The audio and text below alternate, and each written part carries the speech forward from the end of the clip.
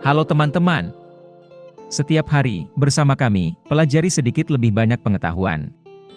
Biasanya, mereka menganggap satu sama lain sebagai teman, tetapi hanya ketika mereka dalam kesulitan mereka tahu siapa teman yang baik. Sedangkan Ukraina yang didukung oleh Barat cukup aktif secara militer. Kemudian, di pihak Rusia, hanya ada satu sekutu yang bersedia berdiri di front yang sama, yaitu Belarusia. Mengapa demikian? Mengapa hanya mereka yang mendukung Rusia? Pertama, kita perlu memahami definisi, apa itu sekutu? Sebenarnya, tidak ada definisi khusus sama sekali.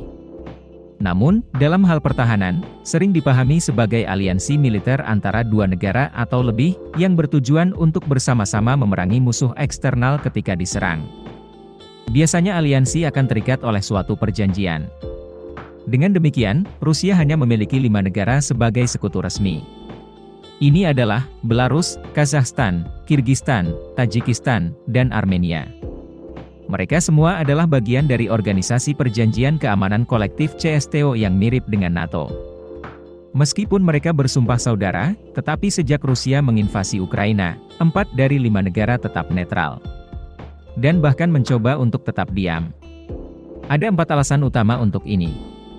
Pertama, meskipun mereka adalah bagian dari CSTO, mereka hanya bertanggung jawab untuk membantu jika Rusia diserang oleh pasukan asing di wilayahnya.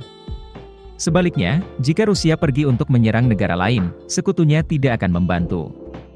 Kedua, situasi politik dan ekonomi domestik keempat negara tidak stabil, mereka harus mengurus diri sendiri terlebih dahulu.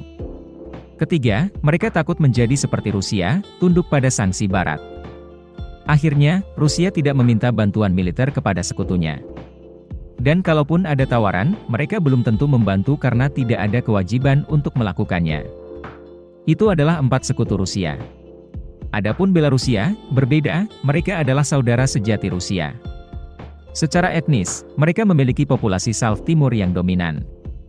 Memiliki asal yang sama dan banyak kesamaan budaya dengan Rusia. Agama terbesar adalah Ortodoks dengan 74% pengikut. Bahasa resminya adalah bahasa Rusia, dituturkan oleh sekitar 3/4 populasi, dan bahasa Belarusia oleh 10 hingga 20%. Secara harfiah, Belarus sering diterjemahkan sebagai Rus Putih, yaitu Rusia Putih. Namun, etnis bukanlah faktor penentu dalam hubungan kedua negara. Karena Ukraina juga memiliki banyak kesamaan, namun kini menjadi musuh Rusia. Inti permasalahannya terletak pada aspek ekonomi dan politik. Pada tahun 1991, Uni Soviet hancur dan Rusia menjadi penerus segalanya.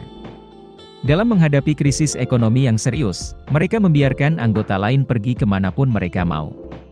Para pemimpin Rusia percaya bahwa pekerjaan segera adalah menggunakan sumber daya untuk menjadi kaya. Ketika ada uang, negara-negara bekas Uni Soviet secara otomatis akan kembali. Namun, ada hal-hal yang hilang yang tidak akan pernah bisa diperoleh kembali. 9 dari 15 negara pasca Soviet berpaling ke Barat untuk bantuan ekonomi. Dan kebanyakan dari mereka, kemudian, tidak ingin kembali ke Rusia. 5 negara yang tersisa secara sukarela hidup dan mati bersama Rusia. Tentu saja mereka juga menikmati manfaat tertentu. Anggota lain akan kita bicarakan nanti. Adapun Belarusia, mereka diberikan perlakuan khusus oleh Rusia seperti Ukraina di masa lalu. Alasannya adalah karena mereka adalah zona penyangga yang memisahkan musuh Barat. Seorang adik laki-laki yang setia menerima untuk menggunakan tubuhnya untuk melindungi kakak laki-laki itu, jika dia tidak dapat membantu mereka, siapa yang akan dia bantu?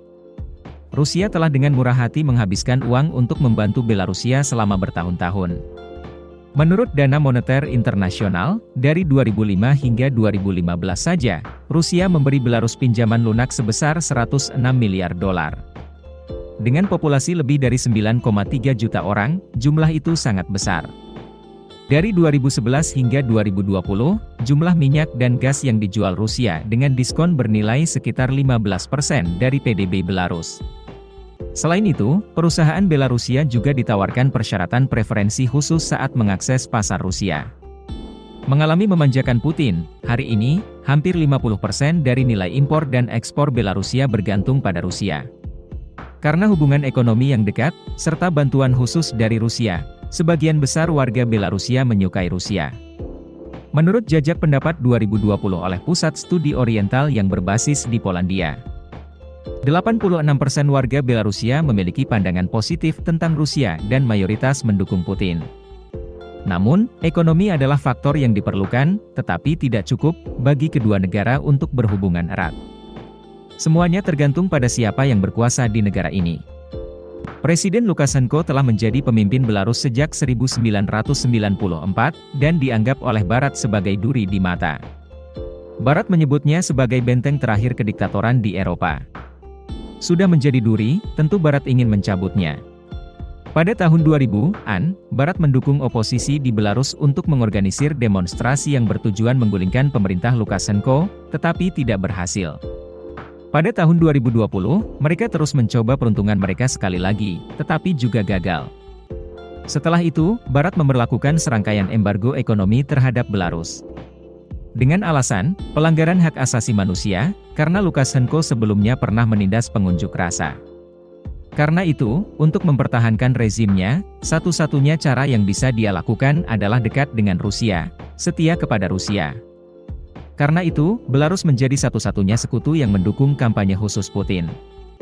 Mereka mengizinkan pasukan Rusia untuk menyerang Ukraina melintasi perbatasan mereka. Pada saat yang sama, meloloskan referendum untuk mengizinkan Rusia menempatkan senjata nuklir di tanah Belarusia.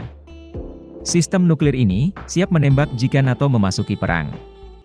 Meskipun saat ini tidak ada laporan yang dikonfirmasi tentang pasukan Belarusia yang bertempur bersama Rusia. Tetapi Tuan Lukashenko pernah menyatakan, pasukan kami tidak berada di Ukraina, tetapi jika diperlukan, mereka akan berada di sana. Itu berarti mereka siap berperang jika Putin meminta atau Barat mengirim pasukan untuk campur tangan.